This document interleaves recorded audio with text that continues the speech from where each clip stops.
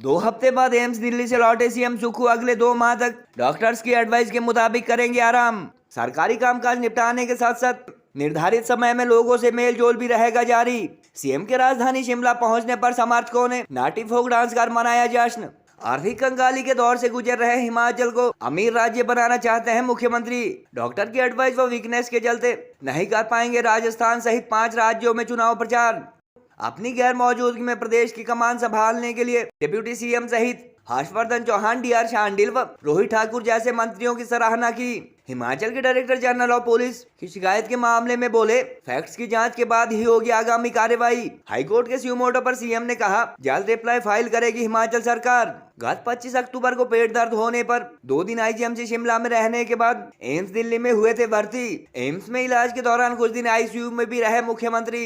राजधानी दिल्ली के all India institute of medical science में करीब 2 हफ्ते उपचाराधीन रहने के बाद मुख्यमंत्री सुखविंदर सुक्खू के आज शिमला लौटने पर उनके समर्थकों व प्रशंसकों ने नाटी फोक डांस कर जमकर जश्न मनाया।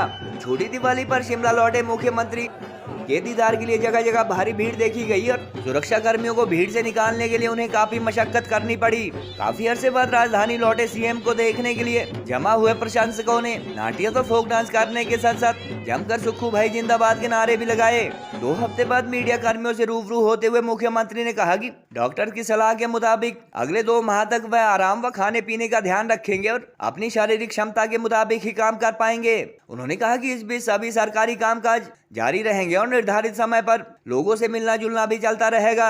उन्होंने कहा कि डॉक्टर की एडवाइस के मुताबिक वह राजस्थान सहित 5 राज्यों के चुनाव प्रचार में नहीं जा पाएंगे और इनमें से 4 स्टेट में उन्हें कांग्रेस की जीत की पूरी उम्मीद है। छोटी दिवाली पर प्रदेश वासियों को दीपावली की शुभकामनाएं देते हुए मुख्यमंत्री ने कहा कि आर्थिक बदहाली के दौर से गुजर रहे हिमाचल को समृद्ध व अमीर राज्य बनाना उनका लक्ष्य व सपना है। मुख्यमंत्री ने उनकी गैर मौजूदगी में 2 सप्ताह तक प्रदेश में सरकार व पार्टी से संबंधित कामकाज संभालने के लिए डिप्टी सीएम अग्निहोत्री के साथ साथ हर्षवर्धन चौहान, डॉक्टर शांडिल व रोहित ठाकुर आदि मंत्रियों की भी सराहना की।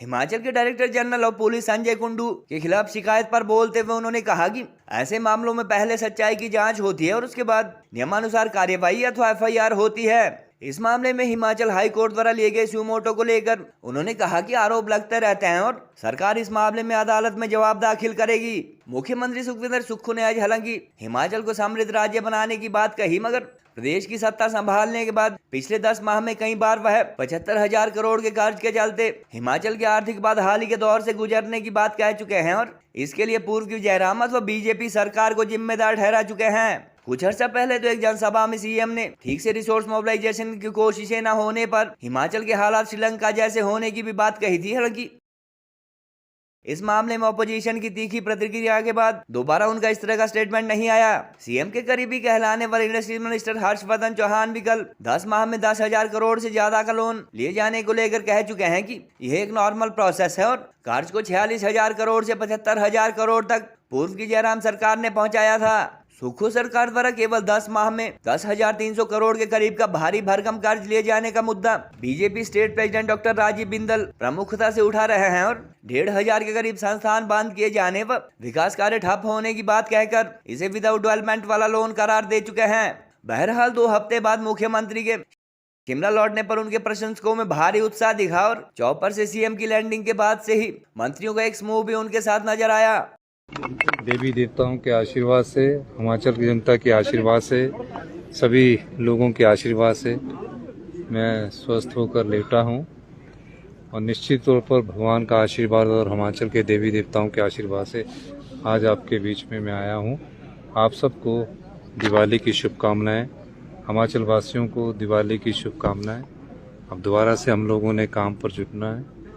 मेरा मानना है कि हम सब लोग जो हमारे मंत्रिमंडल के सदस्य थे, चाहे मुकेश जी थे, हर्ष जी थे, शांडिल साहब थे, रोहित जी थे, सब लोगों ने, जब मैं यहाँ बीमारी की हालत से जूझ रहा था, इन सब लोगों ने अपने कार्य को और मंत्रिमंडल के जो भी सदस्यों के ध्यान में कार्य आया उनको अच्छी तरह निभाया और ये जो गैप है उसमें मेरी कमी को इन लोगों ने सबने पूरा किया। इसके लिए मैं मंत्रिमंडल के सभी सहयोगियों का भी धन्यवाद करता हूँ, प्रशासनिक अधिकारियों का भी धन्यवाद करता हूँ और सभी साथियों का, हिमाचल की जनता का मैं तहे दिल से शुक्रिया करता हूँ कि आज उनकी दुआओं से मैं सकुशल हम वापस आया हूँ। डॉक्टरों ने अभी 2 महीने तक आराम करने की सलाह दी है, लेकिन उन्होंने कहा कि काम को बांटना है, मतलब लगातार कंटिन्यूटी में काम नहीं करना है। अगर आपने 4 घंटे काम किया तो 1 घंटा रेस्ट करना है, और खाने पर ध्यान देने की बात की कि खाना आपने खाना है, टाइम के अनुसार थोड़ा थोड़ा खाना खाना है, और उसके हिसाब से फिर कहते हैं आपका स्वास्थ्य बिल्कुल ठीक है, रूटीन से आपका काम होगा। नहीं, मिलना भी रहेगा, ऐसा नहीं है, पब्लिक लाइफ में है। डॉक्टर ने ये नहीं कहा कि मिलना कम रहेगा, लेकिन बोला कि जितना शरीर का क्षमता उसके हिसाब से ही कार्य करना है, और खाना खाना है बस टाइम का। उन्होंने मेन मकसद है खाना खाना है, तो उस दृष्टि से उन्होंने राय दी है। सर, दीपावली पे क्या मैसेज देना चाहेंगे प्रदेश? दीपावली से तो मैं यही मैसेज देना चाहता हूँ कि हिमाचल में सुख और समृद्धि आए, हिमाचल प्रदेश तरक्की की नई राहों पर आगे चले। जो हमारी सरकार ने सोचा है कि हम 4 वर्ष में हिमाचल प्रदेश को आत्मनिर्भर बनाएंगे और 10 वर्ष में हिमाचल प्रदेश को हिंदुस्तान का सबसे समृद्ध और अमीर राज्य बनाएंगे, उस दृष्टिकोण से हम लोगों ने कार्य किया, हमारे मंत्रिमंडल के लोगों ने कार्य किया, और निश्चित रूप से हम इस दिशा में आगे बढ़ेंगे। अभी 18 को हमारी कैबिनेट की बैठक है, और हम उस बैठक में कई महत्वपूर्ण फैसले लेंगे। सर, डीजीपी नहीं, अभी मैं प्रचार के संबंध में ऐसा है कि मुझे थोड़ा सा उन्होंने आराम करने की बात की है, तो प्रचार के संबंध में मैं अभी नहीं जा पाऊंगा। 5 राज्यों में कांग्रेस की अच्छी स्थिति है, तो जो मैंने अखबारों के माध्यम से पढ़ा है, जो हमारी सरकार तकरीबन 4 जगह बनना निश्चित है। सर, डीजीपी के खिलाफ शिकायत आई है, उसमें हाईकोर्ट ने मोटो लिया है। डीजीपी के खिलाफ कोई शिकायत आई है, और शिकायत को पहले वेरीफाई करना होता है, उसके बाद एफआईआर दर्ज होती है। ऐसा कि कल को मुख्यमंत्री के खिलाफ कोई शिकायत आ जाए या किसी और मंत्रिमंडल के सदस्यों के खिलाफ शिकायत आ जाए, पहले तथ्यों की जानकारी प्राप्त करनी होती है, उसके बाद आगे बढ़ना पड़ता है। अगर हाईकोर्ट ने भी सुमोटो लिया है तो हम उसमें भी ये रिप्लाई फाइल करेंगे कि एक्चुअल में है क्या वास्तविकता, पहले हम उसकी जानकारी प्राप्त करेंगे, उसके बाद करेंगे। ऐसे तो कल को उठ के कोई भी शिकायत कर दे, हर किसी के खिलाफ शिकायत कर दे, तो हम उसको कैसे कह सकते हैं? तो शिकायत का तथ्य पता होना चाहिए। कल को किसी के खिलाफ भी कोई शिकायत करता तो पहले उसकी वेरिफिकेशन होती है, उसके बाद एफआईआर दर्ज होती है। तो इस दृष्टि से हमारी सरकार उसमें ध्यान रखेगी, और जो अगर फैक्ट्स होंगे तब आगे कार्रवाई होगी। एक नॉर्मल प्रक्रिया है। भारतीय जनता पार्टी की पूर्व सरकार ने भी 46,000 करोड़ रुपए से वो लोन को 75,000 करोड़ रुपए पहुंचाया है। आज हिमाचल प्रदेश आत्मनिर्भर राज्य नहीं है, लोन लेना हमारी मजबूरी है।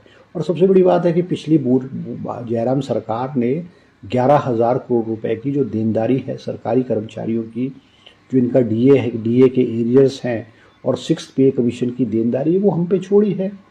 अब वो चुकाने के लिए, कर्मचारियों को चुकाने के लिए हमको लोन लेना पड़ रहा है, ये हमारी मजबूरी है। वर्तमान कांग्रेस की सरकार ने 10 महीने के कार्यकाल में 10,300 करोड़ रुपए का लोन लिया, और यदि हम 5 साल की सरकार 60 महीने की सरकार मान करके चलते हैं, तो 5 साल में ये लोन 60,000 करोड़ रुपए का लोन बनता है। कि ये जो लोन है ये विदाउट डेवलपमेंट है। पिछले 1 साल के अंदर प्रदेश की सरकार ने एक भी नया संस्थान नहीं खोला। 1,000 करोड़ प्रति मास का तब बैठ रहा है जब डेवलपमेंट नहीं है, विकास बंद है।